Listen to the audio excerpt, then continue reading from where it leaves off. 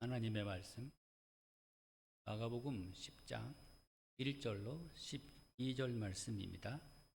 하나님의 말씀 마가복음 10장 1절로 12절 말씀입니다. 봉독하겠습니다. 예수께서 거기서 떠나 유대 지경과 요단강 건너편으로 가시니 우리가 다시 모여들거늘 예수께서 다시 전례대로 가르치시더니 바리새인들이 예수께 나와 그를 시험하여 묻되 사람이 아내를 버리는 것이 옳으니까? 대답하여 이르시되 모세가 어떻게 너희에게 명하였느냐? 이르되 모세는 이혼 증서를 써 주어 버리기를 허락하였나이다. 예수께서 그들에게 이르시되 너희 마음이 완악함으로 말미암아 이 명령을 기록하였거니와 창조 때로부터 사람을 남자와 여자로 지으셨으니 이러므로 사람이 그 부모를 떠나서 그 둘이 한 몸이 될지니라. 이러한즉 이제는 둘이 아니요 한 몸이니 그러므로 하나님이 짝지어 주신 것을 사람이 나누지 못할지니라 하시더라. 집에서 제자들이 다시 이 일을 물으니 이르시되 누구든지 그 아내를 버리고 다른 데에 장가드는 자는 본처에게 간음을 행하며 또 아내가 남편을 버리고 다른 데로 시집가면 간음을 행함이니라. 아멘. 오늘 말씀에 바리새인들이 예수님을 또 찾아와서 시험을 합니다. 언제나 우리는 하나님을 우리가 어떤 마음으로 섬겨야 되는지 우리가 생각을 깊이 해야 합니다. 즉 예수 그리스도는 우리의 시험의 대상이 아니라 경배의 대상입니다. 신앙의 대상이고 예배의 대상입니다. 예배의 주체가 되시는 분이십니다. 바리새인들은 예수님께 나와서 항상 이상한 질문을 합니다. 의도된 질문. 이 질문이 어떤 질문의 답을 듣고 싶어서 예수님께 질문을 하는 것이 아니라 되게 그렇습니다. 이 바리새인들이 하는 질문은 무슨 답변을 해도 걸려 넘어지게 되어 있는 그런 아주 함정이라고 볼 수 있는 질문입니다. 어떤 질문입니까? 그들이 질문하되 사람이 아내를 버리는 것이 옳으니까? 그렇습니다. 바리새인들의 이 질문은 숨은 의도가 있습니다. 그것은 무엇일까요? 예수님께서 사람이 아내를 버리는 것이 옳으니까 이 질문에 대해서 옳지 않다 하면은 모세의 율법에 위배가 되는 위반이 되는 답변을 하는 것이고 또 사람이 아내를 버리는 것이 그런 대로 옳은 것이다 라고 답변을 하게 되면 하나님의 창조 질서에 어긋나는 답변이 되기 때문에 어느 쪽으로 대답을 해도 이것은 문제의 소지가 있는 질문입니다. 이럴 때 예수님은 다시 또 질문을 하십니다.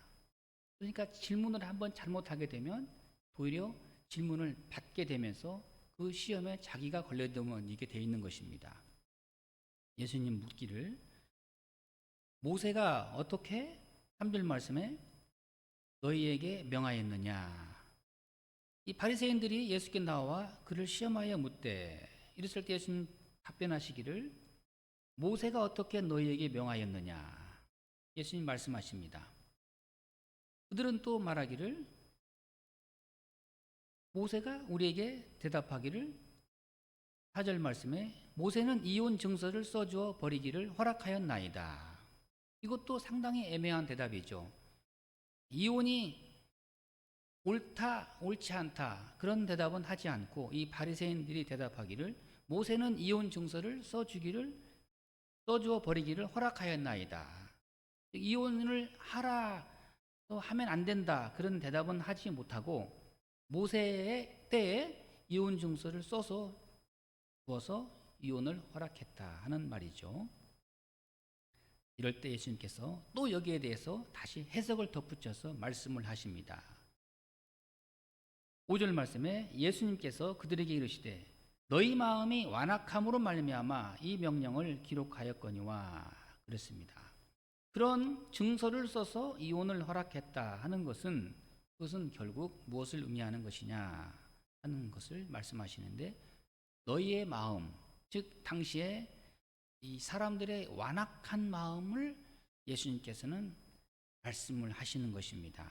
그렇게 이혼 증서를 써서 이혼을 정당하게 했다 하는 것은 그만큼 해서는 안 되는 이혼을 어쩔 수 없이 하게 될 경우에 이혼 증서를 써서 정당하게 이혼을 했다 하는 것이고, 이것은 하나의 이혼 증서를 써서 줬다는 것은 그만큼 나는 완악합니다 하는 자기 진술서와 같은 의미이다, 이런 말씀이 되겠습니다.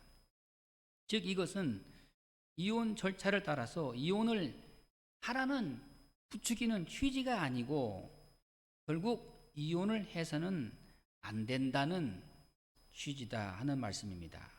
그런데 문제는 그들의 마음, 역시 바리새인들 마음도 마찬가지입니다. 그들의 마음이 완악하다는 것은 그때나 지금이나 너희들의 마음도 역시 완악하다. 완악하다는 것을 예수님은 지적하고 있는 것입니다. 바리새인들은 이와 같이 모세의 법을, 율법을 잘못 해석해서 그들 자신들은 이혼을 합당화했고 또 합법화하고 있었던 것입니다. 문제는 바리새인들이 육체적인 간음죄만 짓지 않으면 그냥 이혼 증서를 써서 줘버리면 이혼이 합법화되는 그런 아주 모세 율법을 악용하고 있는 것을 예수님이 지적하신 것입니다. 그럼 그보다 더 중요한 것은 무엇입니까? 그런 이혼 증서나 율법이 아니고 마음의 중심이죠. 마음, 정신, 영혼, 그것이 더 우선이고 더 중요하다는 것을 예수님이 말씀하시는 것입니다. 예수님은 또 말씀하시기를 6절 말씀에 창조 때로부터 사람을 남자와 여자로 지으셨으니 이러므로 그 사람이 부모를 떠나서 그 둘이 한 몸이 될지니라. 이러한즉 이제 둘이 아니요 한 몸이니 그러므로 하나님이 짝지어 주신 것을 사람이 나누지 못할지니라. 예수님은 모세의 율법보다 더 근본적으로 본질적으로 창조의 때까지 거슬러 올라가서 말씀을 하십니다. 예수님은 창조 때에 하나님께서 이미 창조의 원리를 가정 안에 만들어 놓으셨다. 즉 그것은 둘이 아니라 하나이다. 또한 결혼의 서약은 일시적인 계약이 아니라 하나님 앞에서의 영원한 평생의 서약이다 하는 말씀입니다.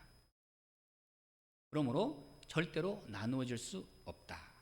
왜냐하면 둘이 하나가 되었기 때문에 이것이 하나님의 창조의 원리고 가정의 부부의 원리이고 또한 하나님의 섭리, 이것을 우리가 잊어서는 안 될 것입니다. 그럼 이혼을 하게 되는 그런 원인이 있다면 오늘 말씀에 음행한 연고 없이 이혼은 불가능하다 하는 말씀입니다. 여기서 우리는 부부가 하나라는 데에 의미를 두어야 할 것입니다. 살면서 하나가 또 되어야 합니다. 결혼은 두 천사가 결합한 것이 아니고 남녀 두 죄인이 둘이 하나가 되는 과정입니다. 그래서 어렵습니다. 서로의 성화를 위해서 끝까지 날마다 깨어 기도하지 않으면 하나 되는 가정을 지키기가 어렵습니다. 우리는 이 원리를 떠나서는 안 될 것입니다. 이것은 그 창조 때나 지금도 영원토록 변함없는 하나님의 절대 원리입니다. 이제 제자들이 예수님께서 집에 들어가셨을 때 바리새인들과 같은 또 똑같은 질문을 합니다. 10절 말씀에 집에서 제자들이 이 일을 물으니 그랬습니다. 아무래도 좀 예수님의 대답에 대해서 마음이 굉장히 걸림이 되었던 것 같아요. 역시 제자들의 마음도 문제가 있습니다. 바리새인들과 똑같은 질문을 합니다. 그러면서 예수님은 다시 또 말씀을 하십니다. 11절 말씀에 누구든지 그 아내를 버리고 다른 데에 장가드는 자는 본처에게 간음을 행함이라. 또 아내가 남편을 버리고 다른 데로 시집가면 간음을 행함이니라. 중요한 것은 이제 가정을 파괴하는 일에 가장 근본적인 죄의 뿌리가 되는 것은 음행하다, 간음이다 하는 말씀입니다. 자, 누구든지 간음을 멀리하라. 가정 안에서의 그 하나님의 창조 원리를 파괴하는 것은 음행, 간음, 이것이 가장 원인이 되겠습니다. 여러분, 세례 요한이 왜 순교했습니까? 항상 우리는 세례 요한을 생각할 때 그는 순교한 사람이다 하는 것을 우리가 염두에 둬야 됩니다. 당시에 헤롯 왕의 그 간음죄를 세례 요한은 날카롭게 지적했습니다. 헤롯 왕의 동생의 아내를 취하여서 자기 아내를 만들었기 때문에 세례 요한은 이것은 불륜이고 이것은 하나의 간음이다. 이렇게 담대하게 용기 있게 헤롯 왕에 대하여서 권면하고 또한 복음을 전파했습니다. 그러면 헤롯 왕은 이 자기의 간음에 대해서 회개하고 돌이키고 하나님 앞에 용서를 받아야 되는데 그는 끝까지 회개하지 않고 세례 요한을 옥에서 옥배어 숨지게 했습니다. 그 반면에 간음죄를 지었을 때 이 선지자에게 와서 회개한 하나님의 사람이 있습니다. 바로 그 사람은 다윗 왕입니다. 다윗 왕은 이렇게 나단 선지자가 와서 당신이 바로 그러한 죄인입니다. 이렇게 선포할 때 다윗은 여기에 대해서 더 이상 변명하지 않고 하나님 앞에 참회해서 다시 한번 가정의 소중함을 지키면서 하나님의 사랑을 받으면서 용서를 받으면서 가정을 지켜갑니다. 고린도전서 10장 8절 말씀에 그들 중에 어떤 사람들이 음행하다가 하루에 2만 3천 명이 죽었나니 우리는 그들과 같이 음행하지 말자.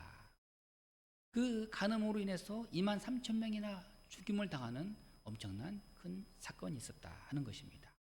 욥기 31장 11절 12절 말씀에 그것은 참으로 음란한 일이니 재판에 해부할 죄악이요 멸망하도록 사르는 불이나 나의 모든 소출을 뿌리채 뽑기를 바라노라. 욥은 이런 음란한 생각과 모든 행위에 대해서 뿌리채 뽑아서 사하여지기를 바라고 기도하고 있습니다. 우리 여러분, 우리가 음행하면 하나님의 나라를 유업으로 받지 못합니다. 우리는 그 이름이라도 그 생각도 하지 않아야 될 것입니다. 지금은 문제가 되는 것은 바로 간음의 문제. 이것은 또 하나 육체적인 문제만이 아니라 영적 간음의 문제가 되는 시대에 우리가 살고 있습니다. 우리는 보이지 않는 하나님 대신에 보이는 것을 섬기는 세대에 우리가 살고 있습니다. 눈에 보이는 것, 손에 잡히는 것, 내 마음에 만족을 주는 것, 이런 물질적인 것, 탐욕적인 것에 온통 마음을 빼앗겨서 하나님을 잊어버리고 살고 있습니다. 예수님 말씀하십니다. 하나님과 재물을 겸하여 섬길 수 없느니라.